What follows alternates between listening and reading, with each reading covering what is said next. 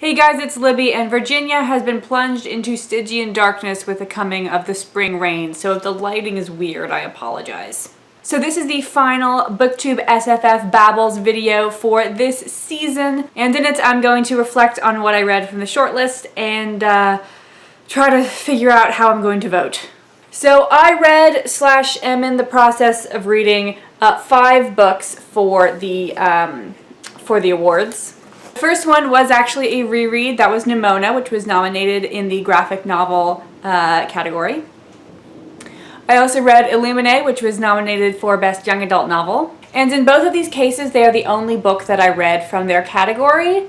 So I don't know if I should vote for them. I really liked both of them. Nimona is one of my favorite books ever, and Illuminae may become one of my favorite books ever, but at least is really good.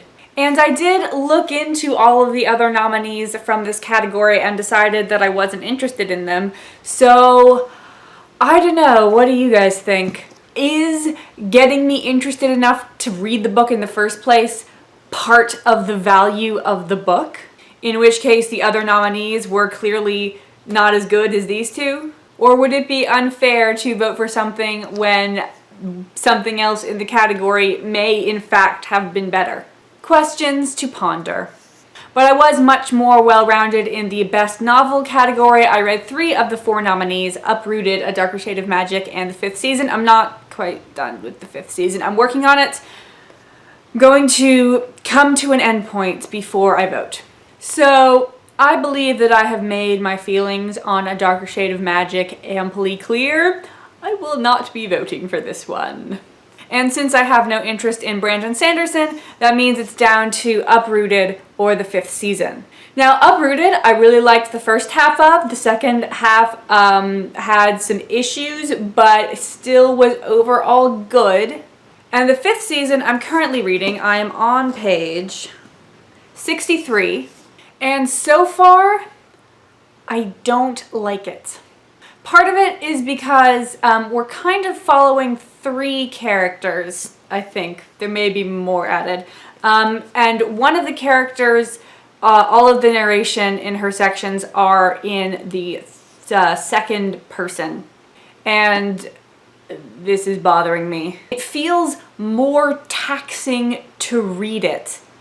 And I don't really feel like I'm getting any benefit from it. So I don't like having to read about the person who is basically our main character because of the style of the writing. And also, this is a high fantasy novel, and so we are running into the problem that I generally have with high fantasy and high science fiction. You know what I'm talking about. Which is that why are there so many silly words? Sometimes there are things that we don't have a concept for, and, you know, they do have this concept in the alternative world, and so they need to make up a word for it, and that's fine. But sometimes we already have a concept, and they're just giving it another name to make my life hard.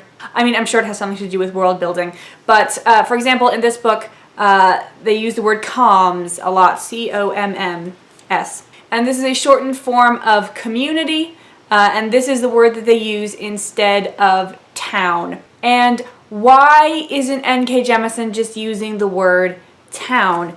So here's the thing.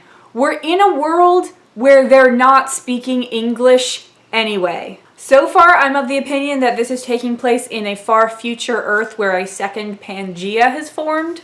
So we've either jumped forward in Earth's history on geologic timescales, or we are in some other culture. Either way, people aren't speaking English.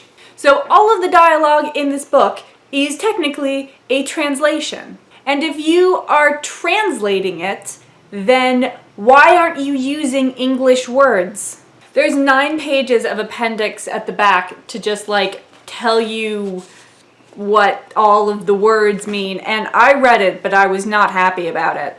So on the one hand, I feel like I should finish this, or at least get, you know, more than an 1/8 of the way through, or whatever I am.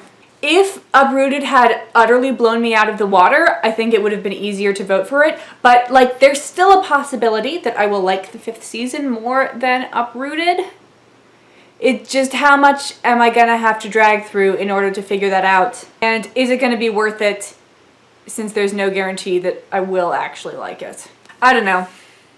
All you guys who finished the 5th season, let me know if I should keep going or advise me on voting ethics. I need some help.